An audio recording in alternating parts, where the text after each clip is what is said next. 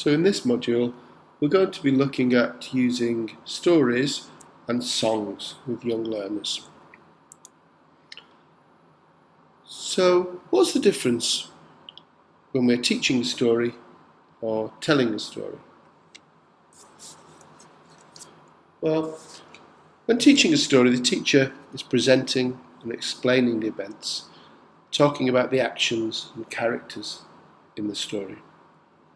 Whereas when telling a story, storytelling itself is used as a strategy for language input for learners, enabling them to learn through the experience of the story, through the narrative of the story, and to acquire language more naturally. Well, what factors do we need to take into consideration when telling stories to young children? Well, first of all, there's the voice. Voice work can be very engaging for children, varying the pitch, volume, texture and feeling. For example, try talking in a monster's voice or a high-pitched voice and pretending to be the character in the story. Using facial expressions is also incredibly engaging. Learners are looking at your face as you tell the story, and so by mirroring the emotions of the characters in the story, learners can be very engaged. Using mime can be very important to help learners understand the actions in the story. Using rhyme and rhythm and repetition, the cat sat on the mat, helps engage the learners and make the language more sticky. Asking questions in the story. Where are they going? Why? Who's this? These can all engage learners in the story and help to increase comprehension. So, what activities can be used to check and support understanding of the story?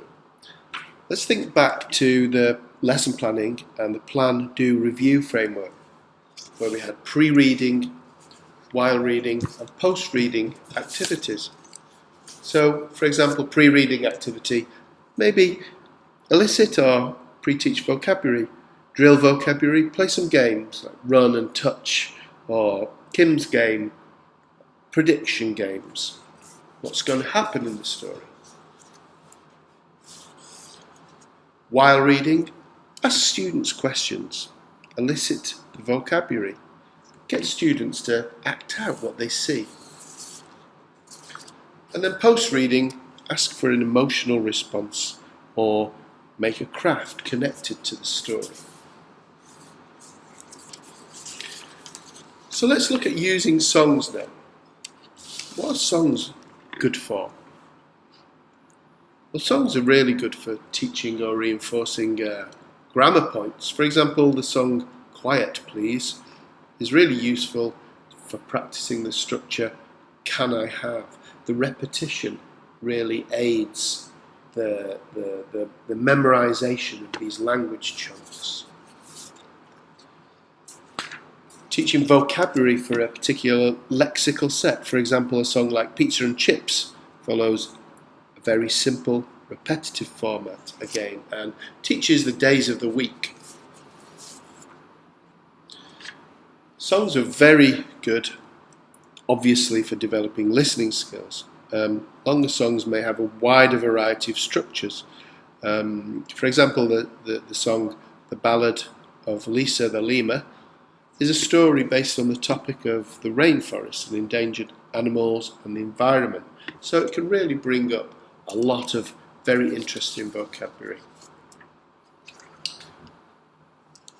Again, thinking about the plan, do, review framework, what are some of the activities that we can do with songs? Before listening, while listening, and post listening. So before listening, we can provide some input to the song, use the visuals and some of the main vocabulary items, or for example, use some realia.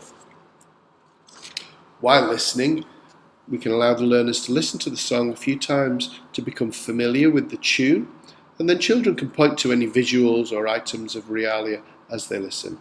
They can also perform actions to accompany the song.